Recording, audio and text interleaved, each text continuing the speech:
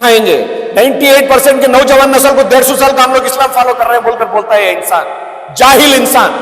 पेट छिड़ेंगे तो अलिफ बेहतर जानता है नहीं जानता है नहीं मालूम है, या आधा पारे का आलिम है नहीं मालूम है, हिस्ट्री बोलता है फला फला में 1400 साल का। तो मेरी नजर में 98% को कुत्ते बोलने वाला इंसान बगैर डर खौफ के, तो मैं ये इंसान को आप लोगों के सामने उन लोगों को बोलने के बजाय ये अपने आप को खुद से बद से बदतर कुत्ता बोलकर ये मान सकता है ना अपने आप को, या फिर ये नहीं मानेगा तो हम जैसे वही उलमा इकराम की भीख मांग लेकर, वही उलमा इकराम के नक्शे कदम पे चलते हुए अपने आप को एक मुसलमान का रहबर बताते हुए, मैं भी एक दरगाह का ये हूँ, मैं वो हूँ, फला हूँ, अमका हूँ, डुमका हूँ, प्लस में हाजी अली को मैं मानने वाला बोलकर वही उलमा इकराम को बदनामी कर अपने आप को कौन से तरीके का आलिम बताना चाह रहा है, या अपने आप को कौन से तरीके का फकीर बताना चाह रहा है। ये फकीर से तो बेहतर है हमारा नरेंद्र मोदी सा फकीर है, वो बेहतर है ना। नहीं लड़ना 98% बोलकर उलमा इकराम के ऊपर उंगली उठाने की कोशिश करेगा, या मुजाहिद अली बाबा तेरे जाहिलियत को वही खत्म करते हुए तेरे घर के पास यही कौम के नौजवान आकर चप्पलों के हार से तेरा स्वागत करेंगे। मुजाहिद अली बाबा सुधर जाएगा तो तेरे लिए बेहतर है, अगर तू नहीं सुधरेगा मैं नहीं चाहता कि भाई तेरे को इज्जत दूं। जब तू हमारे उलमा इकराम को कुत्ता बोल सकता है तो मेरी नजर में सबसे बड़ा कुत्ता तू है, तो मैं तुझे आज ही जाऊँ जो बोलने की मेरे लिए ये लफ्ज शोभा नहीं देता। उस पर थोड़ा खुलासा करिए कि क्या जो है वजह थी आपने जो वीडियो बनाया। अस्सलाम वालेकुम रहमतुल्लाहि व बरकातुहू। बहुत दिनों बाद मैं भी उनका एक वीडियो देखा, और इससे पहले भी मेरी उनकी एक वीडियो के जरिए ही बातचीत हुई थी, तो उसके बाद वो उनकी जगह खामोश रह गया, मैं मेरी जगह खामोश रह गया।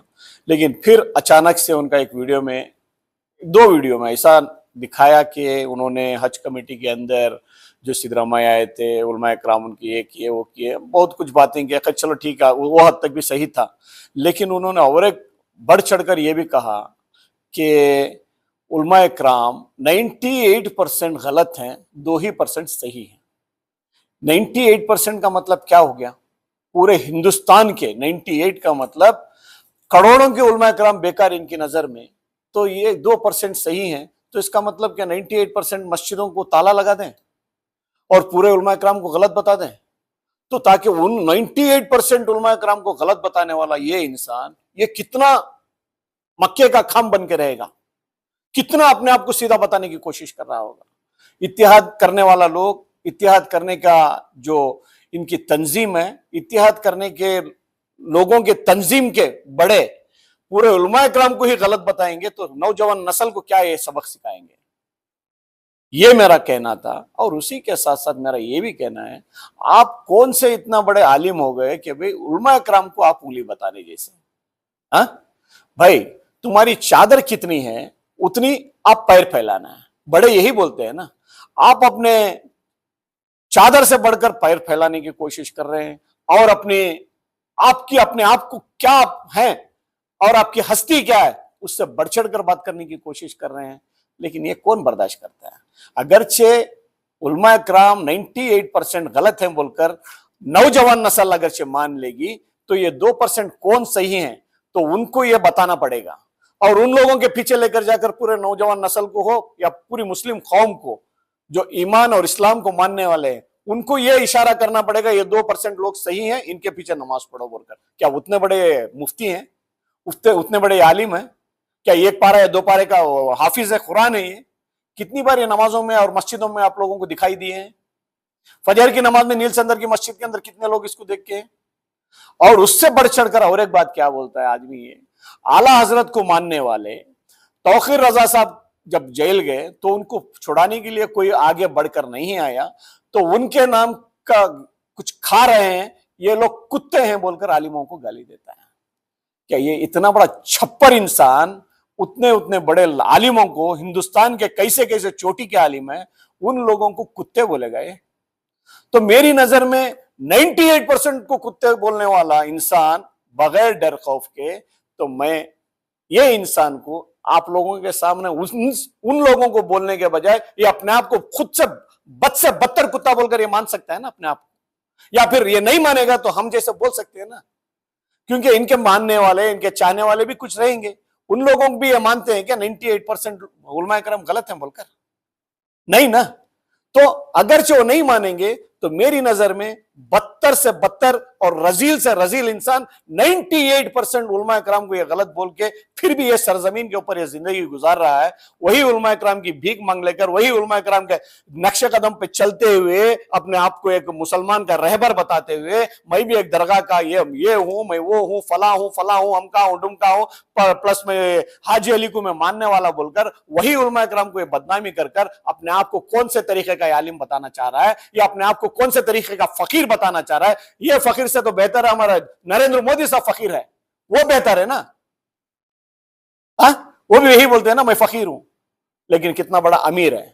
तो ये अपने आप को फकीर समझ बोलते बोलते मैं वो दरगाह का ये हूं, ये दरगाह का ये हूं, वो दरगाह का फला हूं, लेकिन इनकी हैसियत के हिसाब से, इनके रहन सहन के हिसाब से अगर देख लेंगे ये कितना बड़ा फकीर है। और दिल में भी फकीरी है इसके दिल में, और ये दिखने में भी फकीरी है, और ये ऊपर वाले ने, अल्लाह ने इसको बना के भी भेजा है फकीर और भिखारी इसको।